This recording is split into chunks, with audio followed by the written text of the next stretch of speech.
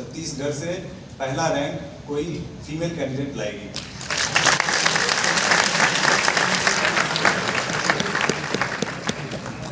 तो सबसे पहले मैं अपने बैकग्राउंड के बारे में थोड़ा बता दूं। मेरा नाम अविनाश कुमार है। मैं बिहार के अररिया जिले से बिलोंग करता हूं और जैसा कि आप लोग जानते हैं कि बिहार की सामाजिक और आर्थिक पृष्ठभूमि लगभग छत्तीसगढ़ जैसी ही है और मेरा जो जिला है अररिया वो देश के सबसे पिछड़े जिलों में से एक है। अगर नीति आयोग की एस्पिरेशनल डिस्ट्रिक्ट्स की लिस्ट देखें, जो कि बेसिकली यूफेमिज्म है, जो पिछड़े जिले हैं उनको उनका नाम उसमें रहता है, तो उसमें मेरा जिला भी फिगर आउट होता है। तो उस जिला के मैं एक गांव से आता हूं और मेरा एग्रीकल्चरल बैकग्राउंड है पेरेंट्स का और 10वीं तक की पढ़ाई मैंने वहीं से की। 12वीं की पढ़ाई चिन्मय विद्यालय बोकारो से हुई और इंजीनियरिंग की पढ़ाई मैंने जादवपुर यूनिवर्सिटी कोलकाता से पावर इंजीनियरिंग में 2019 वर्ष में मैंने की। और उसके बाद मैं 1 वर्ष तक Calcutta electric supply corporation limited में ऑपरेशंस इंजीनियर के हैसियत से वहाँ पे था और उस समय मेरा मैनेजमेंट ट्रेनिंग का पीरियड ही चल रहा था और वो ओवर होता तो मैं ऑपरेशंस इंजीनियर बनता, लेकिन मैंने उसी समय इस्तीफा दे दिया और जुलाई 2020 के बाद से मैं प्रिपरेशन में लग गया। यह मेरा तीसरा प्रयास था और पहले 2 प्रयासों में मैं प्रीलिम्स क्लियर नहीं कर पाया था और ये तीसरा प्रयास था, इसमें प्रीलिम्स क्लियर हुआ और बाकी सारे स्टेजेस भी क्लियर हुए और ईश्वर की कृपा से 17वां रैंक भी हासिल हुआ।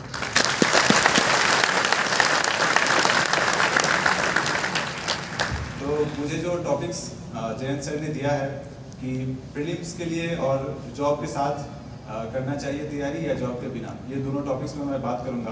तो चूंकि इस बार की प्रीलिम्स के पेपर में हमने देखा है कि पैटर्न काफ़ी चेंज हो गए हैं और उसको देखकर लोग थोड़े घबरा भी रहे हैं, लेकिन मुझे लगता है कि पैटर्न हर बार कुछ ना कुछ चेंज हो ही जाती है, तो आप उससे घबराए ना और अपनी स्ट्रैटेजी जो है वो फिक्स्ड रखें। और हर साल आप देखेंगे तो इस तरह का होना ही है, इसलिए मेंटली प्रिपेयर्ड रहें कि कुछ भी अगर नया भी आता है तो मैं उसको कैसे डील करूँगा, उसके लिए मेंटली प्रिपेयर्ड रहें। आपने ये भी देखा होगा कि जो एलिमिनेशन मेथड्स थे वो अब काम नहीं कर रहे हैं, तो वो जो YouTube पे वीडियोस आते थे कि 30 दिन में प्रीलिम्स कैसे क्रैक करें, वो देखना बंद करें, तो वो काम नहीं आने वाला।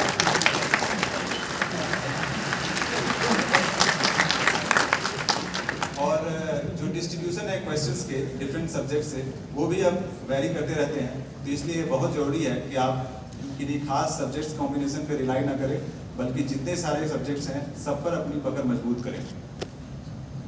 तो आपको हर एक सब्जेक्ट को ड्यू रिस्पेक्ट देना होगा और प्रीलिम्स के लिए स्पेसिफिकली कम से कम 5 से 6 महीने आपको तैयारी के लिए देनी होगी। तो अगर मान के चलें कि अगर मई में प्रीलिम्स है तो दिसंबर के बाद जनवरी से तो कम से कम आपको लग ही जाना होगा उसके लिए, अन्यथा आप प्रीलिम्स ही नहीं क्लियर कर पाएंगे तो मेंस लिखने की बात छोड़ दीजिए।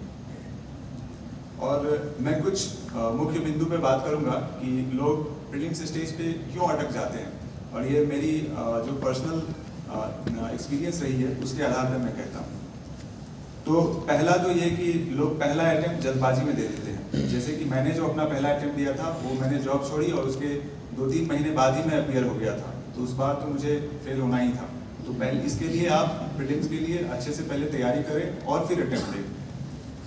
दूसरा, जो प्रीलिम्स के 6 बेसिक पिलर्स हैं जिसमें हिस्ट्री आ गया, पॉलिटी आ गया, economy, geography, science and tech and environment, इसमें से कोई ना कोई पिलर आपका वीक होता है, इसी वजह से आपको वहाँ पे प्रश्न हल करने में समस्या होती है। तो इसलिए आपको ये 6 पिलर्स को स्ट्रॉन्ग करना है। जैसे मैंने अपने सेकेंड अटेम्प्ट में रियलाइज किया था कि मेरा इन्वायरमेंट से क्वेश्चंस बहुत गलत हो रहे थे, तो उसके बाद मैंने उसके लिए अलग से सोर्सेज भी रेफर किया और उसको अच्छे से तैयारी की। तीसरा है कि एक पैटर्न चल गया है मार्केट में कि लोग बहुत सारा हिटिंग कर देते हैं, ब्लाइंड हिटिंग कर देते हैं, तो लगता है कि जैसे ज़्यादा हिट करेंगे क्वेश्चंस तो निकलने की संभावना ज़्यादा होती है, लेकिन वैसे में नेगेटिव मार्किंग्स ही ज़्यादा होते हैं।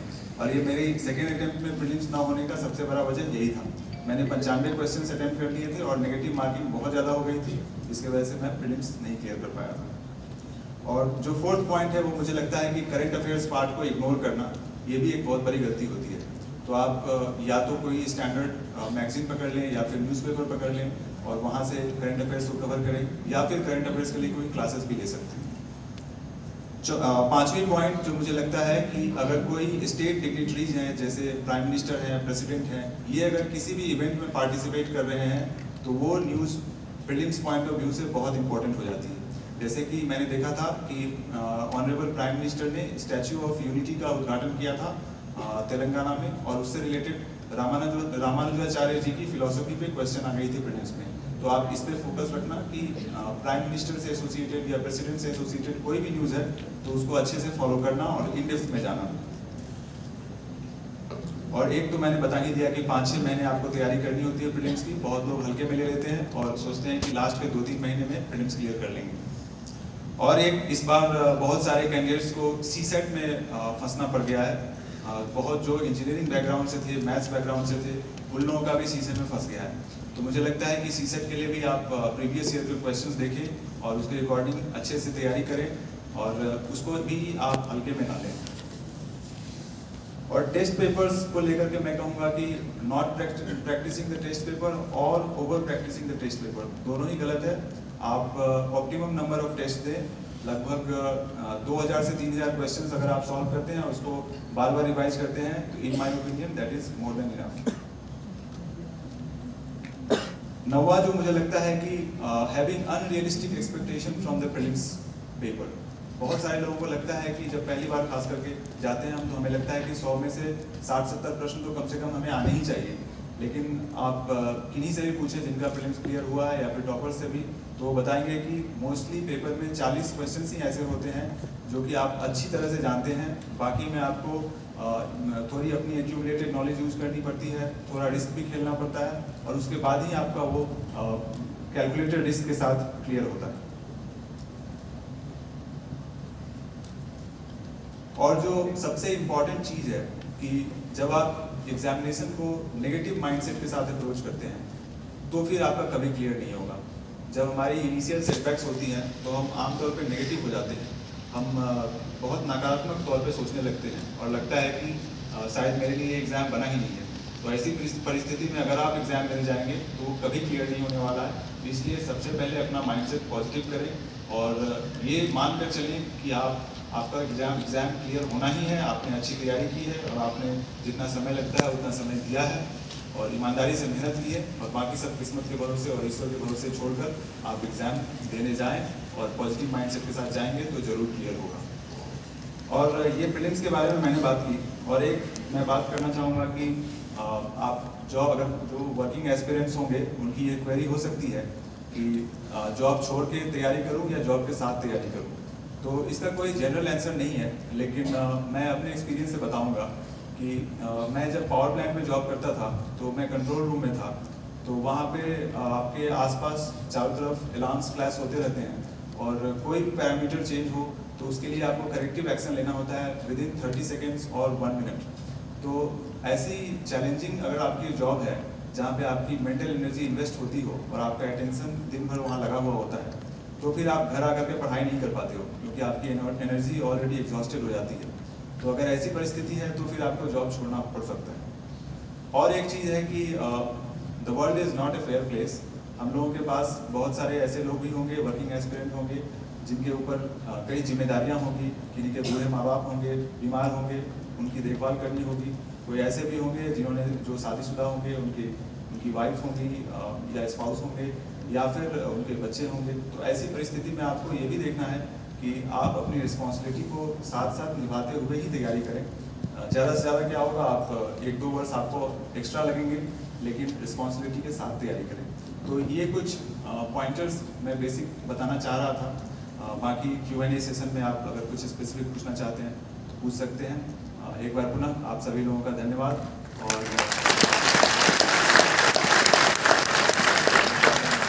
सरकार भी बहुत बहुत धन्यवाद हमें आमंत्रित करने के लिए।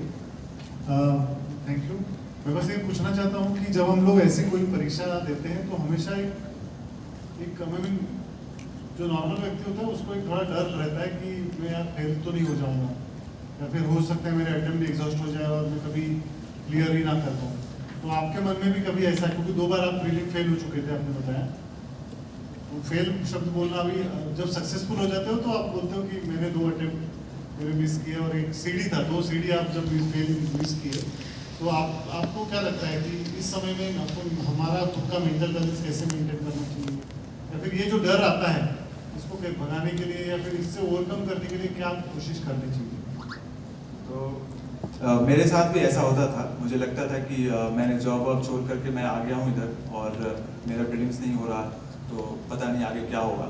तो ऐसे केसेस में मुझे लगता है कि थोड़ा आइडियलिस्टिकली भी सोचना चाहिए और थोड़ा रियलिस्टिकली भी सोचना चाहिए। आइडियलिस्टिकली तो मैं यही सोचता था कि अगर मैंने जब सब कुछ छोड़ छाड़ के मैं इधर आया हूँ तो अच्छे से मेहनत करूँगा और अगर दिल लगा के करूँगा, ईमानदारी के साथ करूँगा तो कहीं ना कहीं the universe will also support me.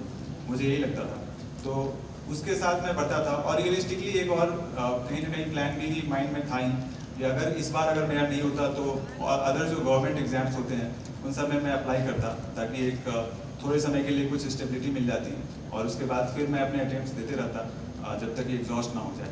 तो गिव अप तो नहीं करना था सर।